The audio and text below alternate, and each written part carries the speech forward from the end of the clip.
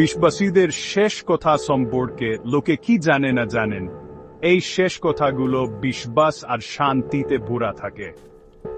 জীবনের শেষ মুহূর্তে প্রত্যেক বিশ্বাসী এই গভীর কথাগুলো বলার আশা করে, লা ইলাহা ইল্লাল্লাহ মুহাম্মাদুর রাসূলুল্লাহ, মানে আল্লাহ ছাড়া কোন মাবুদ নেই আর মুহাম্মদ তার রাসূল।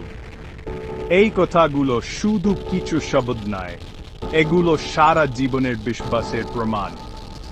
যখন আত্মা তার স্রষ্টার কাছে যাওয়ার জন্য প্রস্তুত হচ্ছে, ঠিক তখন এগুলো বিশ্বাস এবং শান্তির ঘোষণা।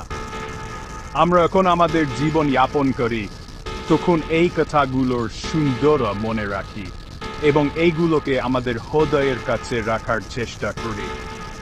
আমাদের সুসময় এবং দুঃসময়ে এগুলো আমাদের সান্ত্বনা এবং পথপ্রদর্শক শাখায়।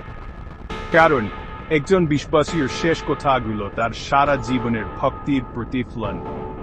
আমাদের সবার শেষ সময়ে এই কথাগুলো বলার তৌফিক হোক। আমিন।